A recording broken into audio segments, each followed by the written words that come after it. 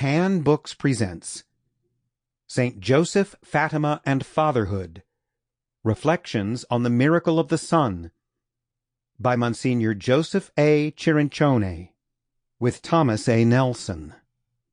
Read for you by Kevin O'Brien. Opening quotation.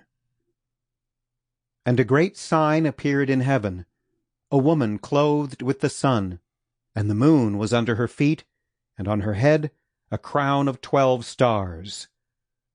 Apocalypse 12:1. Introduction. In all the books about the Fatima apparitions, the part played by St. Joseph in the story of Fatima is one of the least discussed. In a way, this is in keeping with the subdued manner in which his role in the history of our salvation is treated in the Gospels.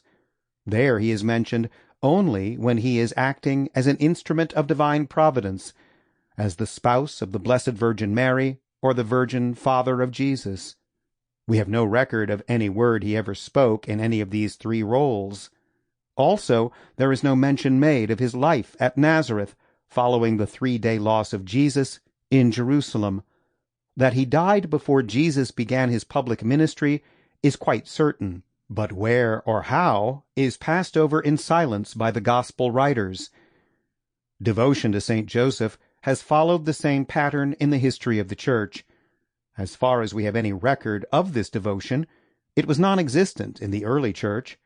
It was not until the 14th century that reasons for honoring him began to be mentioned in scholarly treatises. From then on, development of devotion to St. Joseph was gradual but definite, until it received the great impetus given it by St. Teresa of Avila. After that, we can speak of popular devotion to this great saint as growing and attracting favorably the attention of the sovereign pontiffs, who, one after another until our own time, enriched it with official tributes of honor.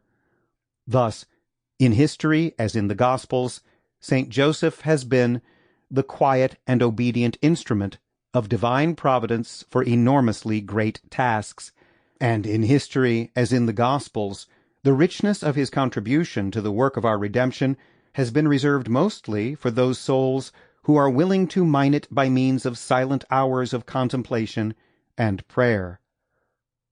It is this very approach which we plan to take here, in this little tract, in seeking to discover what St. Joseph can teach us of his role in the world today, beginning in particular with his part.